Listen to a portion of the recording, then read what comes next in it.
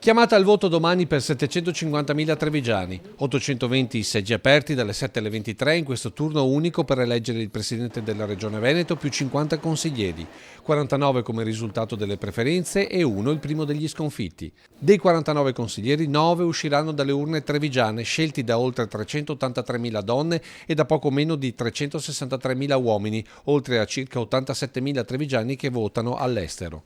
Tutto col condizionale perché legato all'affluenza al voto nelle ultime tornate elettorali, costantemente seppur di poco in calo. Va ricordato che sono 6 candidati alla presidenza della regione e nella Marca sono 171 quelli alla carica di consigliere, con il 2015 che già registra un record, quello della maggior presenza femminile nelle liste da sempre, 76 le trevigiane aspiranti consigliere regionale. Si può votare solo il candidato presidente, solo per la lista con o senza il relativo candidato consigliere, oppure fare il voto disgiunto, ovvero indicare il candidato presidente e barrare una lista a lui non collegata. Un'unica scheda verde per quasi tutti i seggi, a parte quelli dei comuni di Castelfranco, Vidoro, Arcade e Spresiano, dove i cittadini sono chiamati anche per il rinnovo di sindaco e consiglieri comunali con relativa scheda azzurra. Anche qui turno unico domenica, esclusa Castelfranco, dove se non ci sarà la maggioranza assoluta per uno dei candidati si andrà al ballottaggio il 14 giugno.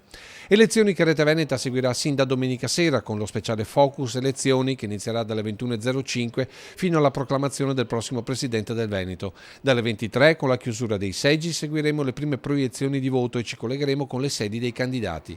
Lunedì mattina dalle 8.15, subito dopo la diretta della messa, continueremo con lo speciale Veneto al voto e la rassegna stampa. Conosceremo i nomi dei consiglieri eletti per proseguire sempre dallo studio di Focus con interventi ed approfondimenti anche per il voto comunale, con particolare attenzione a Venezia.